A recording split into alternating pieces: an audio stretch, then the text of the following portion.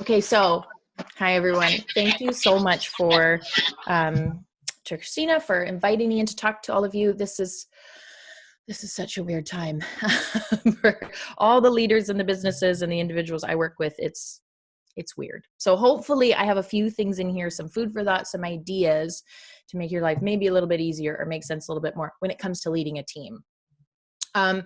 So really I'm going to be just throwing a whole just shed load of stuff at you. So I'm going to be moving fast. So if you have any questions or I've passed through something quickly, please just throw a hand up, because when we talked about what would be most useful for me to do, we really wanted to give more an overview of tips and tricks.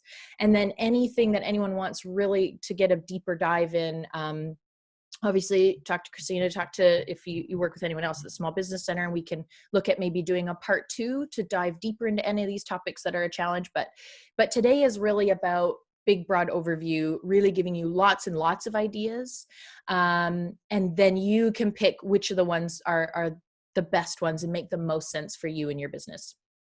So we're going to be looking at what good remote management looks like, you as a leader, goal setting, setting expectations when you don't necessarily see your team or don't see them all the time or only see them on video. Communication, that's been one that has looked very different from I bumped into someone in the break room to I never see anyone in my team. What do I do? So some ideas around that. Retention. So we'll talk about some quick overview on why people quit and some ideas for you on how you can prevent that from happening, especially, again, times are weird. And linked to that is morale and motivation. So how to keep things feeling high morale, people being motivated when some of the more traditional things you might have done aren't an option now. And then Q&A, of course, too. So I'm going to move quickly through this. Again, I want to save a little bit of time at the end for any specific questions you might have, and hopefully I can give you some ideas for that as well. So that's the overview. And then, who am I? Okay, so that's probably useful before I dive in. So I'm Jess. As Christina said, I run Light Up Work, which is a small consultancy where I do coaching, interpersonal skills training, and I run some online courses as well around confidence and leadership. I have been working with remote teams for over a decade now, originally through my corporate life and then through my self-employed roles. And remote teams meaning the manager is here and the team is in China, Bulgaria, Luxembourg, or whatever. They're not all sitting in the same place. And there's some rewards and some really great parts to that, things that are easier because of that. And there's also a lot of challenges. So this is something that I have been working with leaders with for quite a number of years, and hopefully some of these ideas will translate. The other thing to know about me as well is this is my life right now too. So my working from home is right now I've got a Pixar movie in the room next door with the 3-year-old. The baby is hanging out in the baby carrier with her father. And I'm madly in love with my children, and I love my house and my spouse and all these things, and being here all the time and trying to coordinate with suppliers and employees and clients is challenging. So I've done this in my employed life and I'm doing it now and I'm living it. So hopefully some of my lived experience and some of the advice and consulting I've given in the past as well will give you some ideas. And also just my kids are really cute. So it's nice to have a cute picture at the beginning of these things. Okay, let's dive in. As long as there's no questions, we're going to dive straight in. So let's talk about remote management. So leading a team when you're not all in the same room. What does good remote management look like? There's really 3 things. 1, clarity. Are you giving clear direction? Do the people on your team know the bigger picture of what's going on, the day-to-day expectations? Do they know what they're meant to be doing? And are they being kept updated on what all of these changing supports and structures in phase 1 and phase 2 in one province versus another province, what that means for them, for the company? And are you being honest about good and bad news? So this is one we'll talk about more in communication, but there's a misconception that the bad news we kind of want to hide and not tell our teams about and our staff about because it'll demotivate them or stress them out. And we underestimate just how much people pick up on anyways. So being honest about both sides, thoughtful about how we share bad news for sure, but being honest about the good and the bad. So that's one. Second one is ability. This one's simple. Does your team, do your employees have the training, the information, the equipment, the resources, the tools, the processes they need to do a good job from home? Obviously, during these times, a lot of people are going to be doing it from home. Or for some of you, maybe they'll be in a location by themselves. Do they have everything they need to be able to do the work they need to do? And then the last piece is, and this is the one we often talk about, but it actually comes last, which is motivation. So if they know what they're supposed to be doing, they know what's going on, they have the things they need to do a good job, then are they motivated to do a good job? You know, are the processes there? Is the team culture there? Do they have the support to feel like they're valued, that it matters that they come in every day, that they're more than a number, that their opinion matters? This is where the motivation comes from, and we'll talk about that too as well today. Here's the thing though, the difference between good management during times like these and good management in general, yeah, it's pretty much a copy and paste. It's not really that different. What you do probably looks different, but good management, good leadership, strong management, it's all the same things. It's clarity. Do they know what they're doing? Do they know what the bigger picture is? Do they know what's going on? Ability. Do they have the things they need to do their job? Yes, you can cross out, do it from home. Maybe during normal times, we don't have to worry about the logistics there of them either being by themselves or at home or whatever that looks like. But do they have the things they need, and are they motivated? So what a good leader is doesn't actually look very different. What you do might be a little different, and we'll go into some of that. I just want to stress that point a little bit. Does that ring true for anyone? Or is there any, and I'm fine to be challenged if anyone's like, no, good management looks totally different now. I'd love to hear that. But I want to make sure we're on the same page on that idea before we move on.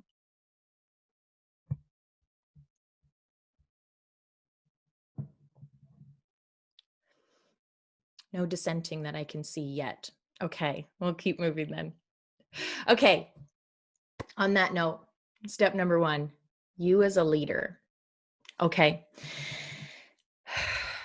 So, as someone who's been in this field for 15 years, has read hundreds and hundreds ad nauseum studies and textbooks and experiences and run workshops on leadership, I can tell you right now, there is no one thing, right? And you know that, right? There is no like a great leader is this personality trait.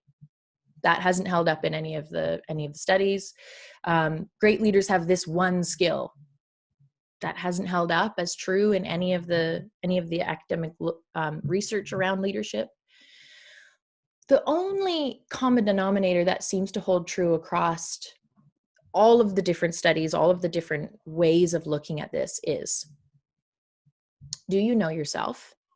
Do you know what your strengths are? Do you know what your skills are?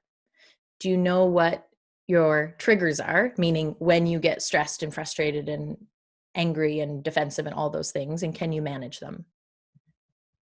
That's it. And yes, there's all sorts of skills that are obviously going to come in depending on you and your role in your company. But you as a leader, for the most part, 80% is, do you know yourself? Can you manage yourself? That's it. So on that note, I want to give you some things to think about. The inner game of leadership. Know your inner stuff. So what am I talking about? Your triggers. What are the things that set you off, right? What are the things that happen, the circumstances, the behaviors, the choices your team members make, the things your clients do that, right, make your brain go offline. Palms get sweaty. You're really frustrated. You're really emotional. You can't think straight. What are those things? What are the common denominators for you? And work on those things. The goal when it comes to being really calm and emotionally intelligent as a leader, it's not about never being frustrated or angry or defend. It's not that at all, because that's an impossible goal. It's about knowing what the things are and having a practice that you put in place that works for you. So example for me, when I get triggered, and usually for me, which is ironic given I like train for a living, but I get really frustrated when people aren't trying, when they don't try to learn, when they don't try something before they just want someone to do it for them. I get really triggered by that. So my thing is I have to stop, I have to take a breath, and I have to get up and walk away. not in a rude, like huffy way. And besides, no one can see me now anyways, because I work from my home office, but I just have to move. I can't hit reply on the email. I can't respond to the text because I know I'll say something that isn't going to be helpful. Know your triggers, have a calm practice. Know your strengths as well. Know the things that you are great at, keep working on those things, and don't expect anyone else to necessarily be as good at you as you at those things. It's a big part, especially as a business owner. Sometimes we can get really frustrated that our teams aren't as good as us at things. They don't have the same passion as us. The reality is, and this is a question I get from business leaders a lot. How do I get my team to care as much as I do? You don't. You don't. They're not, unless you're going to give them co-ownership, they're not. That doesn't mean you don't have high expectations of their performance. It means you have high realistic expectations of their performance. So know your strengths, know that other people maybe don't have that same ability or background or experience, and be willing to sort of coach and mentor, and know your weaknesses as well. Business owners, don't stop, please stop hiring people who are like you. It's not a good idea, because then you all have the same strengths. And those weaknesses that you haven't hired anyone to fill those in. Don't worry about improving your weaknesses. It's a waste of your time, honestly. Worry about making sure you have the right systems, people, structures in place so that your weaknesses don't matter. That's your goal with your weaknesses. Know yourself, know yourself. And then the last few points on this around you as a leader, food for thought, is practice real confidence. So real confidence is being 100% grounded in what you bring, your abilities, your strengths, and while at the same time being 100% humble, beginner's mind, open to learn, open to looking at it a new way. Really be grounded in what you bring. It's good enough exactly as it is, right? Beginner's mind, again, that point of there's always the next thing. There's always a new way to look at a skill. There's always a new way to practice something, a new way to serve your clients, a new way to market, a new way to sell. Have that beginner's mind. Always be curious, always be curious. And curiosity is well about you. Be super curious about you as a leader. The minute we stop trying to figure ourselves out and figure out how we react to our team, how we can lead our team better, it doesn't go well. It really does stress me on this one. You have to stay curious about yourself, about your leadership, about how you show up. Stay curious. Curiosity is it's an undervalued skill. So what are some practical ideas around this? So this is some food for thought. So what are some things you could actually now go and do if this is something you want to work on? Okay, tips and tricks. Number 1, ask for feedback. I know times are weird. You're like, really? Is this the time to ask for feedback when the whole world is weird? Yes. This is the exact time to ask for feedback, because you have been under a lot of pressure. You've been really stressed. There's been a lot going on. This is a great time to find out from your team their perception of how you've managed it. Explain to your team members and clients as well. I highly, highly recommend clients, customers, explain why you want the feedback, explain what you're going to do with it, and give them a structure. And for those who are running, say, more like retail or brick and mortar, we're running brick and mortar, you still get to ask for feedback from your clients. It can just find a format that makes sense. It can be a survey that they go online and fill out for a chance to win a gift card. It can be a quick little comment box for your employees to throw a comment in before they go home. Find a format that works for you and works for your business, but this is absolutely the time that you need to be getting feedback. Okay. Create a team playbook. For those of you who have more than one employee or even just one, this is a great tool as well, but definitely when there's moving pieces, have a team playbook. So this is, and I'm happy to share a template of what I mean by this if it's useful, but this is where everyone, including you, fills in just a few quick, simple questions about the best way to work with you. So when I'm stressed, when I'm at my best, my strengths are, when you need to give me feedback, a good way to do it is. What we want to do with the people we work with, especially in times of stress and confusion and anxiety, is try to hack into the best way to work together instead of waiting for the conflict and the confusion and then the tough conversation. And then don't wait for those things before you get clear on the best way to work together. Offer it up to each other from day one. So that has been a huge improvement with a lot of the remote teams I've worked with, is a team playbook. Lean into your strengths. I already talked about this. So this time more than ever is when you need to be. If you're great at something, do that thing, and do that 90% of the time. Do that thing. Ask other people, ask structures, ask software, ask tools, ask that to mitigate your weaknesses. This is not the time for you to be like, I'm terrible at time management, so I guess I'm going to try to be great at time management. No, just get better tools in place. Don't worry about that right now. Now is not the time. Deal with your inner stuff. So all those triggers and all weaknesses and the challenges you have, and when you get frustrated and you can't quite handle your emotions, all of that, this is actually a great time to deal with it, because it's going to be coming up even more, right? Get a coach, get a trainer, get a therapist, get just an accountability partner, like someone else who's self-employed that you trust, that you want to bounce ideas off of. Get a journal if that's what works for you. This is a great time to get clear on how you act under times of stress, what works for you, what you want to change, really dig into and get curious about yourself. And the last one here, a little tip, is create a calming practice. So I gave you an example of what mine is. Mine's a deep breath, and I just have to walk away. Even for 15 seconds, I have to get up and move, right? That's a really good way to help my brain get back online so I can give a response or be creative rather than being in a place of like frustration and anger. And it's not gonna be the response I want to give when I do it from that place. So have a calming practice that works for you. Usually a deep breath is involved in these, but find what works for you. Okay, assuming there's no questions, because I'm sharing my screen, I can't quite see the chat. So I apologize if I'm missing any questions, but I'm sure that I'll get a flag up if I'm missing anything. So I'm going to keep moving, okay? No worries. I'll chime in if there's any questions and let you know. Awesome. I figured you would. Okay. Yeah.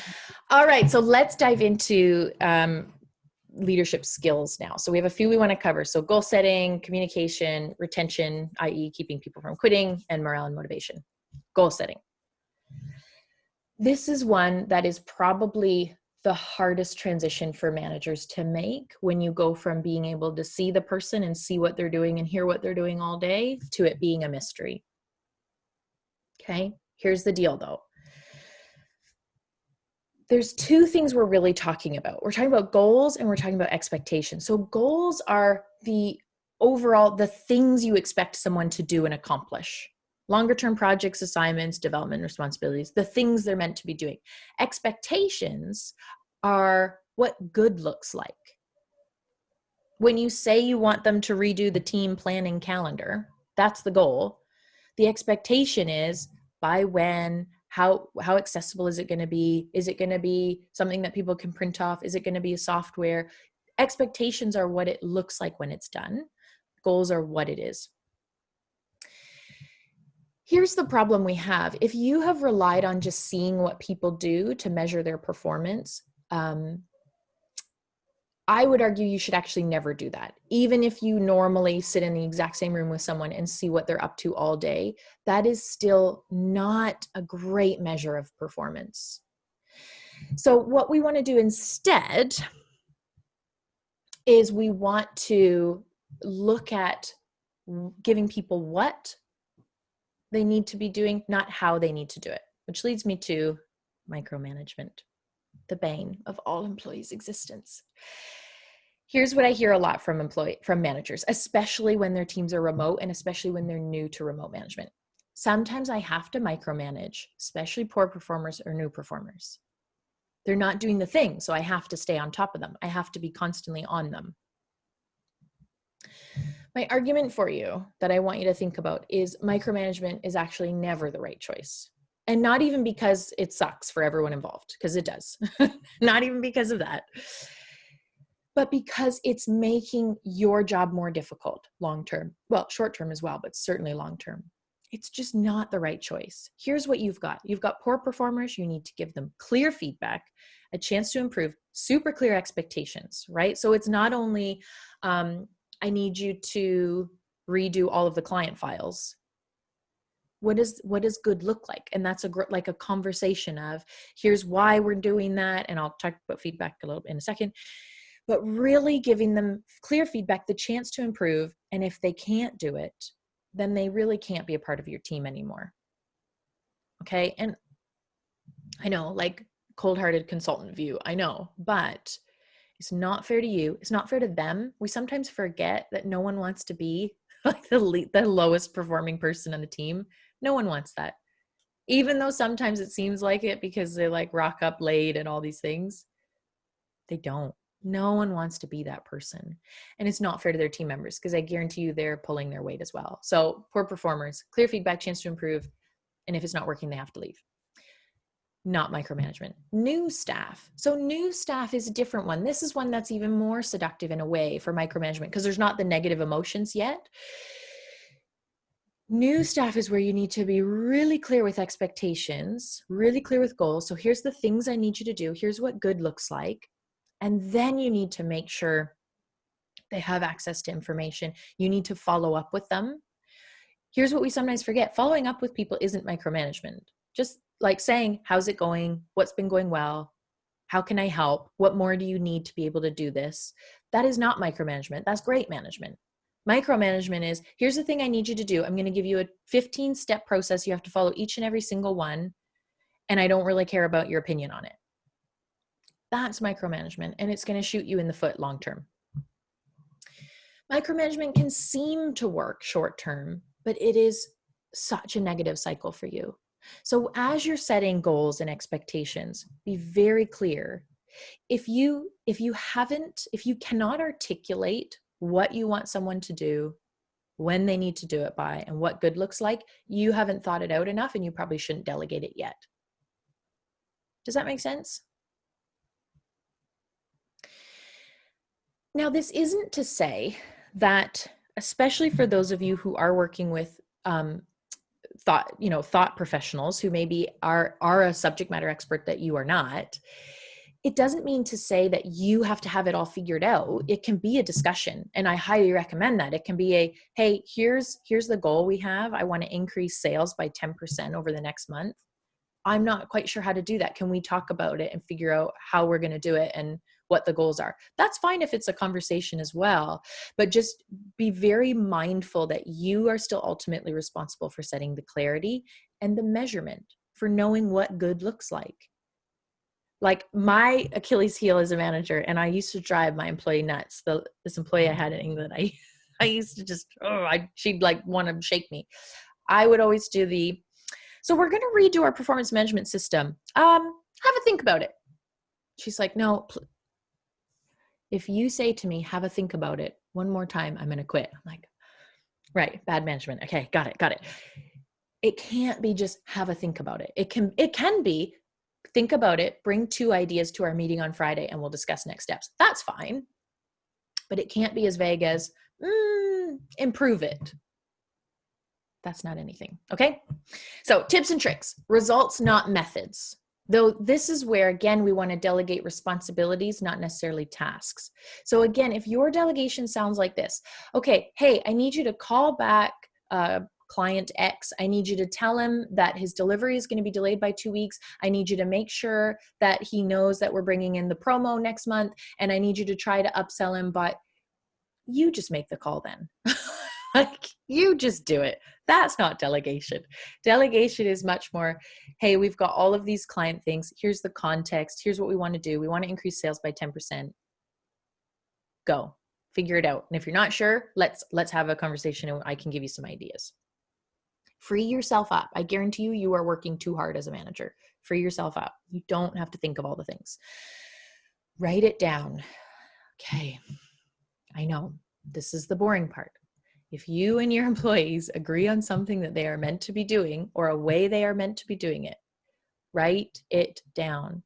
Don't let it just exist in some magical memory that you both have, because I guarantee you will remember it differently, because that's how the human brain works.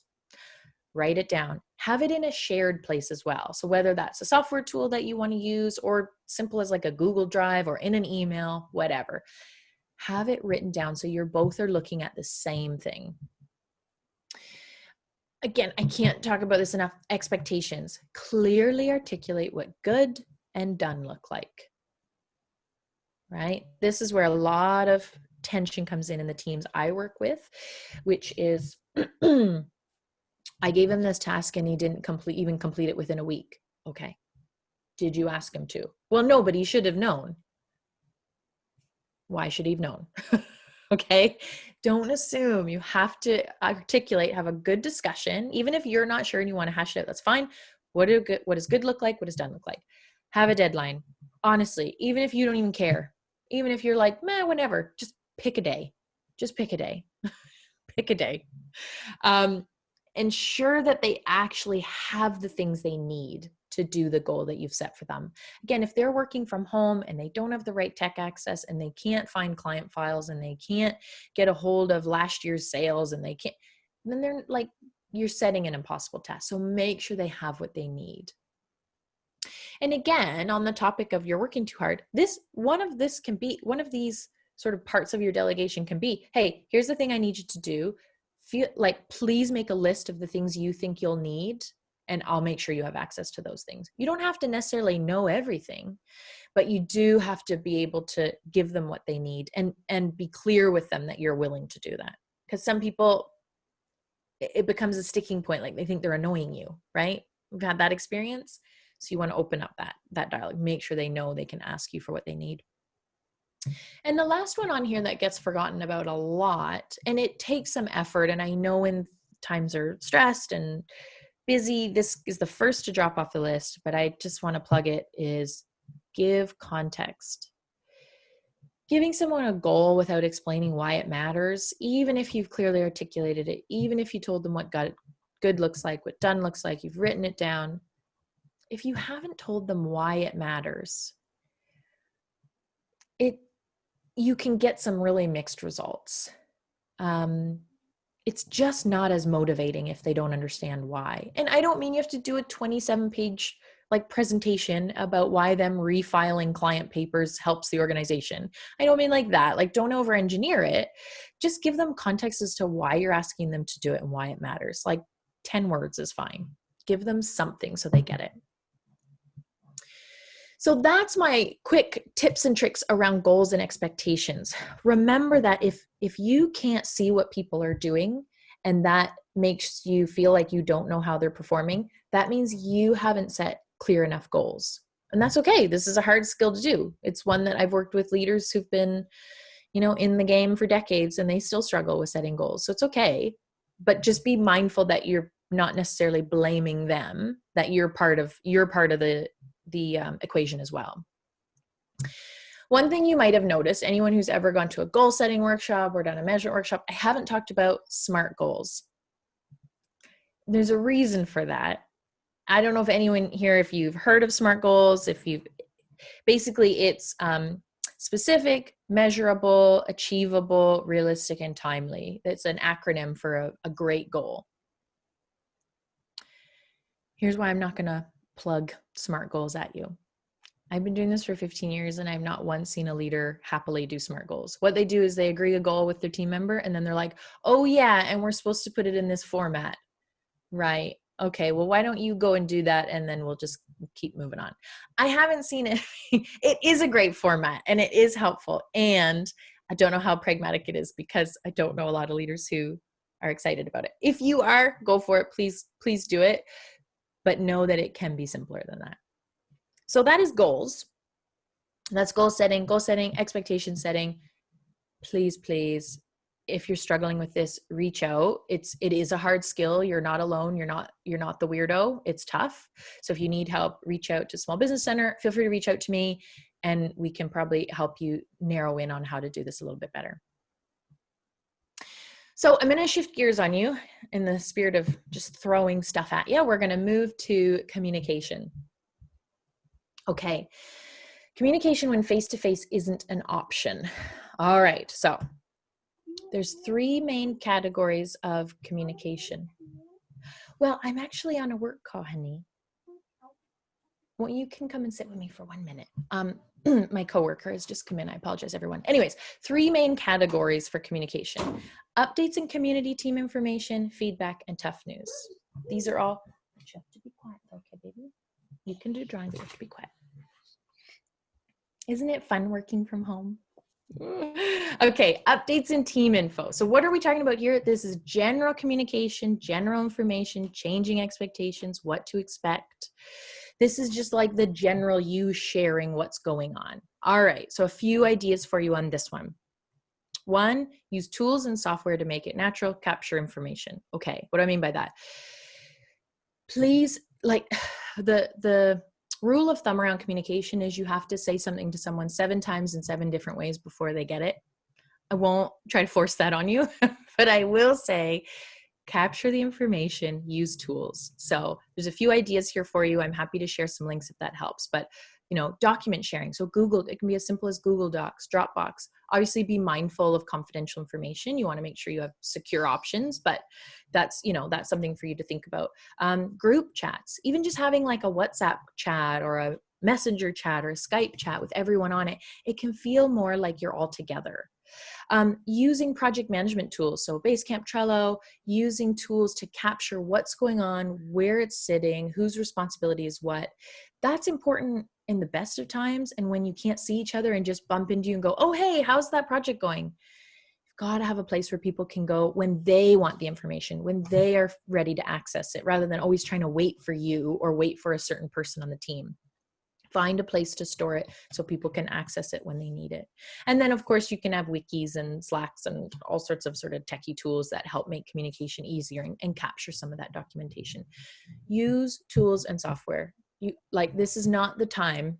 This is not the time to try to be like a pioneer and just make your own thing up. There's great tools out there. Use them. Capture the knowledge. Get on video. I know we're all zoomed out and like we're all just in pajama pants with a business shirt. I know. Get on video when you're communicating with your team. Get everyone on video as well. Like this is, even 5 years ago, this would have been challenging. Nowadays, let's be honest, vast majority of people have smartphones, webcams, laptops with a built-in, whatever. The functionality is there. The tech exists and pretty much everyone has it. Get on video. You have to see each other to keep that, build that dynamic for them to see all those unsaid parts of your communication, like your body language, etc. Get on video. I'm going to see my movie, okay? Okay, you go see your movie. That's a good idea. Okay, you're going to take that with you? Okay. Anyways, it's my coworker. Bye, coworker. All hands meetings. So this is a great idea, no matter your business, your industry. Have a meeting where everyone is there and make it short, concise, sharp. Like I'm talking a 15-minute thing on Fridays. Like please do not do a 4-hour team meeting because 4 hours on Zoom will make everyone's brain explode. 15 minutes, they can see each other's faces. They can have hey, here's what I'm doing. You can share information. They can hear other people's questions. It's a great way to just keep each other in the loop. And it's a great morale tool as well, which we'll talk about at the end as well. Tell them what you do know and admit what you don't know. You do not have to hide what you're still figuring out. You get to just say, I don't know. I'm still waiting on information about that. I'm still trying to figure out what to do about that. This is not the time to posture and pretend to be an all-knowing leader.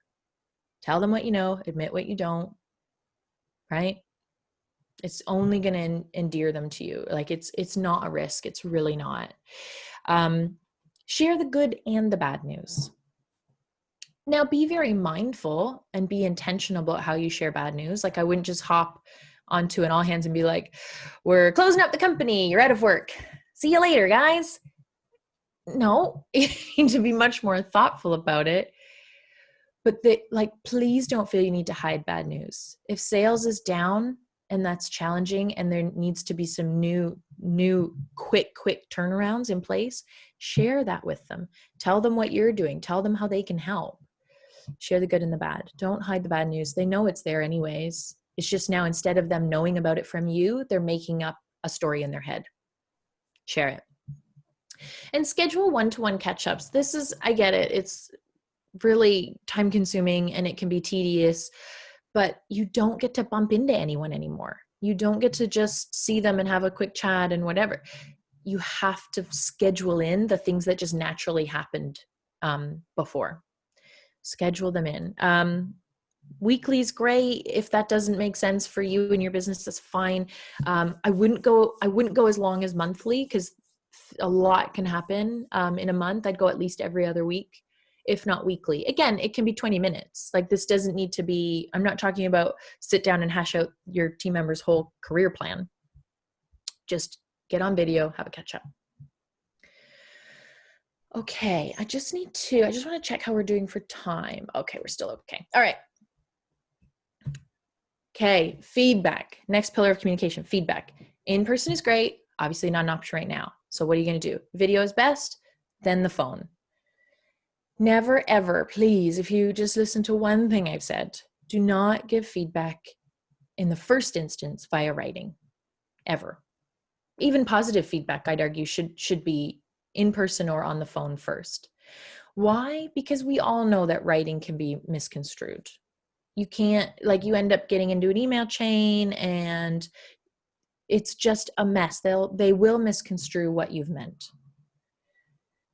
Give them the feedback. Then, yes, absolutely follow up in writing if that makes sense. Especially if it's really critical feedback, follow up in writing for sure. So the format that I recommend for you to use with feedback is observation, meaning, context, discussion. Here's the feedback for the format for feedback I want you to use. 1, articulate simply what you observed. This is the thing that can't even be argued. It's just what happened. So, John, you were 30 minutes late for the Zoom meeting with our clients. That's just what happened. You haven't said anything else about it.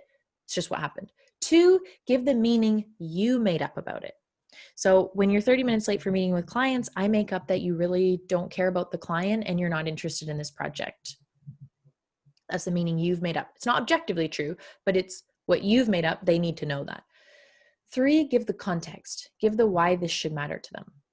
When I think you don't care about the client, I don't want to put you on projects, and it's really frustrating for me and it's frustrating for the rest of the team because they then have to pick up for you. And then the last part, and this is the part that's often missed, but it's so important. Now discuss it. So this is what I observed. This is the meaning I made up. This is why it matters to you. What am I, like, help me understand what happened. Because you might be part of the problem, I'm afraid. You might not have even told them the meeting was moved to 9 a.m., right? Or they didn't realize it was important because you just said, if you can make it, be there. Or you said, there's a client call at 9, but maybe they didn't understand something. Maybe they have family stuff going on, right? Discussion, solve the problem, not the person. Okay, so I can't have you being 30 minutes late to meetings. So let's work together to figure out how we're going to prevent that from happening again.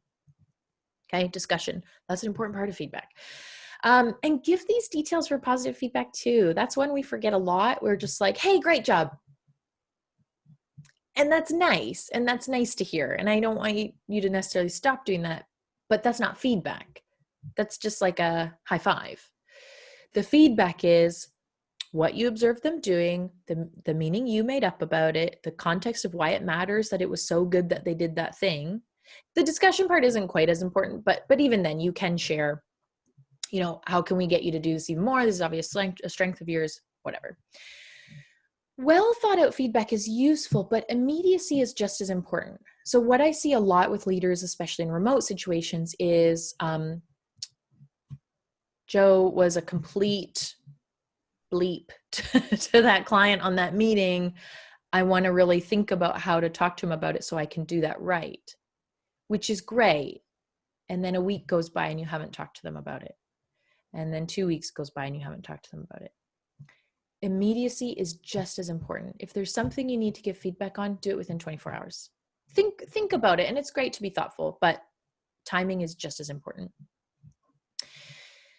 Here's the deal. Feedback, what I've seen and certainly what I've experienced, feedback is harder than just redoing someone's work. It is harder. And I would argue takes more time because they then have to go away and redo something and you've got to look at it again. And it's still the longer term best solution, right? The short term pain of having to do the feedback and relook at it and do the thing, and it takes a little longer, but now they know how to do it. So you're not redoing that thing every single week. So choose feedback. Tough news.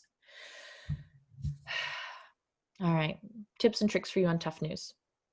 Use video, which I know makes me sweaty just thinking about it as well. But do them the service of seeing their face and them seeing your face.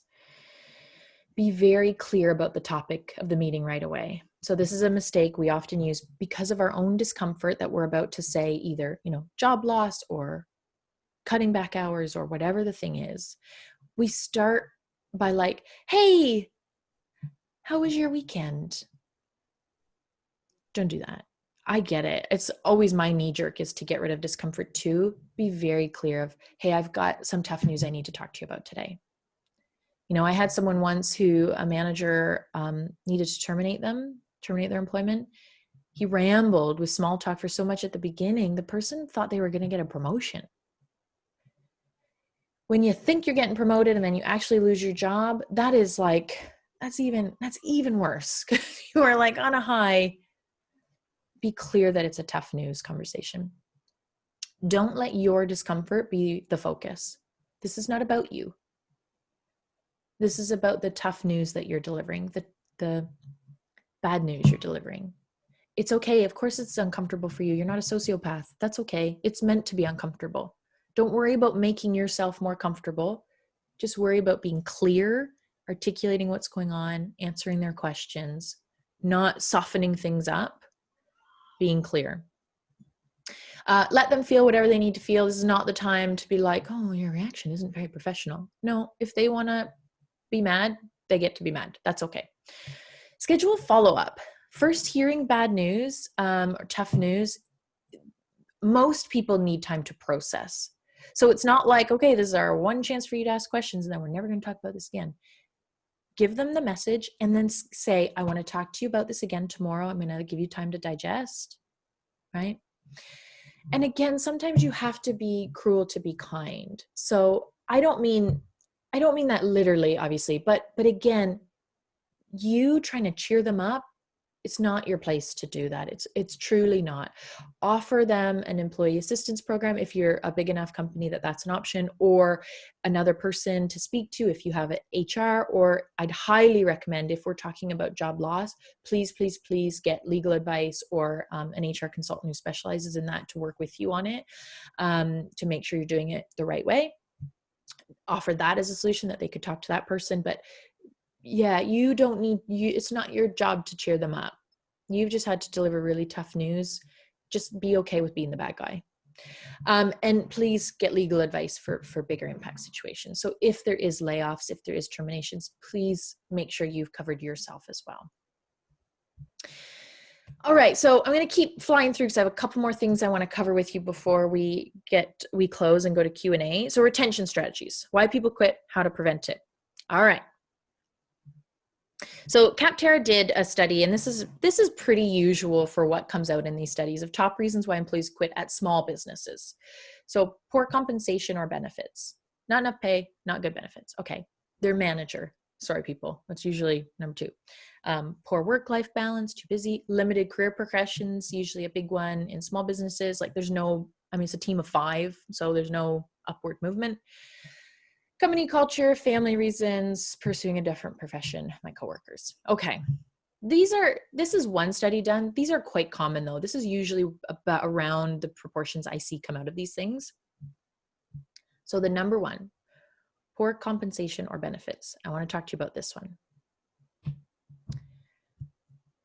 People don't actually quit because of money. I know.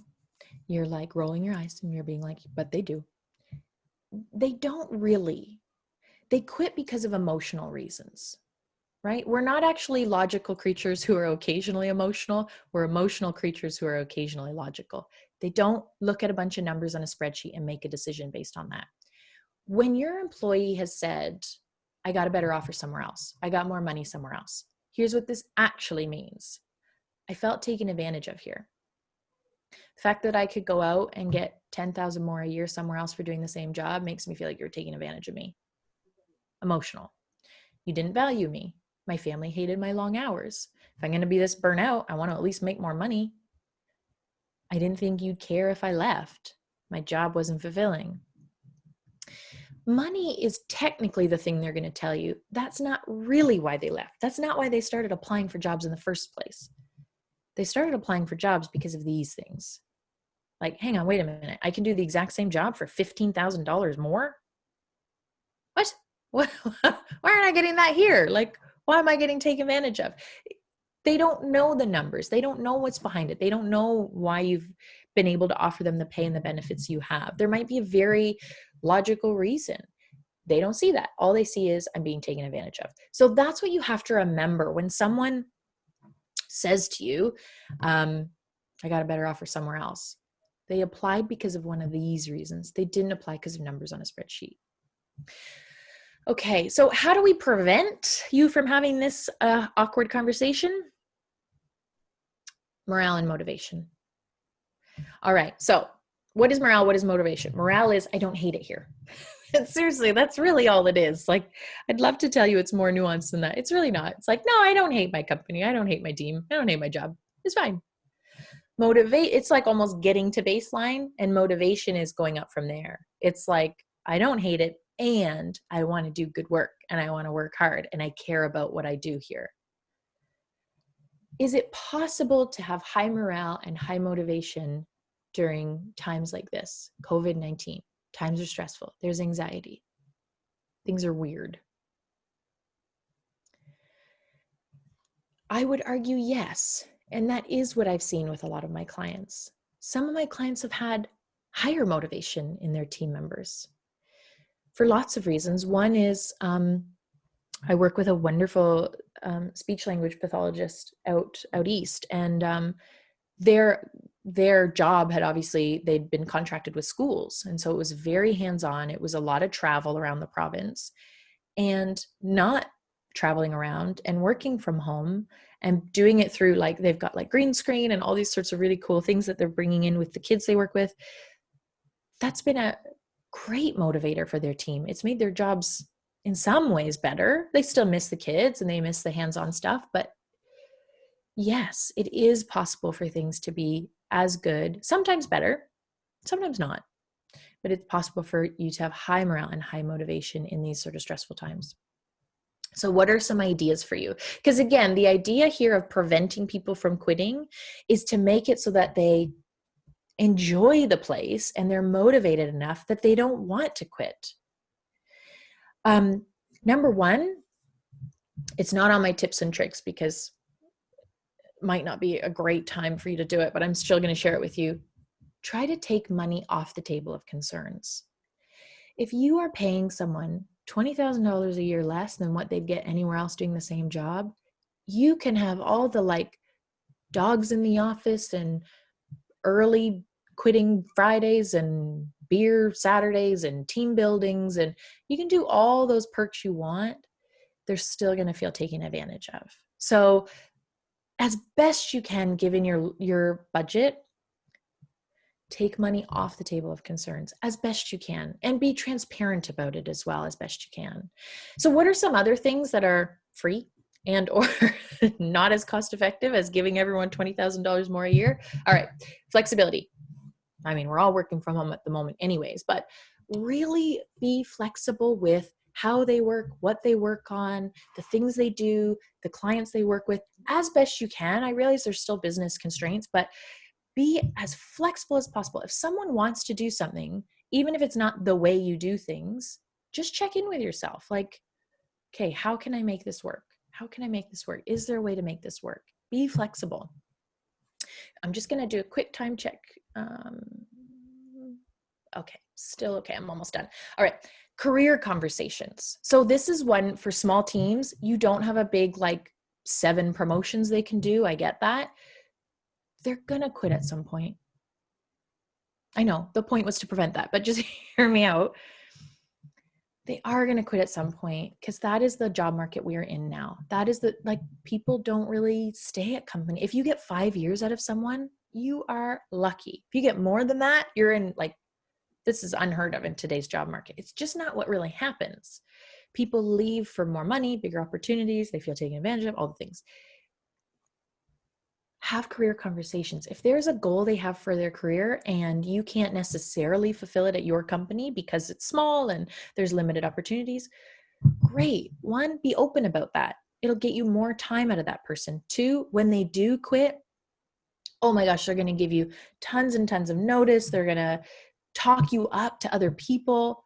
And three, you can probably start to build some of the things that they want for their career into what they're doing anyways. You know, if they're managing your social media and they say like, oh, I really want to run ad campaigns. Great. Can they start doing some of that with your company, right? Career conversation versus what do you want to do at this company? What do you want to do with your career and how can I help you with that? Decision-making power. So I get it. Small businesses, it's your baby. I know. Try to give some of that up. We often forget people do want to make decisions. They want to be in charge of things. They don't want you to do all the hard work and they just come around and do the easy stuff. Delegate some of that. Access to information. This is a big one for small businesses. If they were to quit and go and join a huge company with like really big brand and all those wonderful perks and benefits and blah, blah, blah, they might never even meet the CEO or the owner, let alone get to pick their brain or give them their ideas, right? Make that a selling point of working with you. Special projects. If there's something they're interested in, let them do it, especially if they can find a low cost or free way to do it. Like, build it in. Training and conferences, that obviously takes a bit of money, but there's so much free stuff right now online. There's so many great things like that. Let people have the time. I mean, we're talking an hour a week, an hour a month even. You can afford to give people time built into their day to do some things that they're interested in to improve their skills. Learning and getting better and mastery is a huge part of motivation. And team building, again, that stuff we talked about with the all hands meeting, making sure there's like a group chat going on, making sure they feel part of something is a big way to keep morale high, motivation high, and to keep them from quitting because they feel like they're part of something. So don't lose that part, the team building part, just because you're not all together. Don't lose that. Have the group chats, have the all hands, have fun things that you do. A company I work with decided to do like icebreaker Friday lunches. So they got a gift card. You don't even have to do that, but they got a gift card to get their lunch delivered in. And then they played like games every Friday lunch together, right? Find some ways to keep that dynamic going. So that's the main, all the things I wanted to throw at you as food for thought. Here's what I will say is, I know I gave you just a whole bunch of stuff and food for thought and tips. Don't do all the things. Pick like one, maybe two, at most three things you're going to try and maybe implement. If you try to do all the things, you'll just not really end up doing any of them. So pick one, maybe two, play with it, pay attention, and do those one or two things well instead of all the things a little bit half, so hopefully that gave you some good ideas though, tips and tricks and things to think about in this new world we're working in, everyone.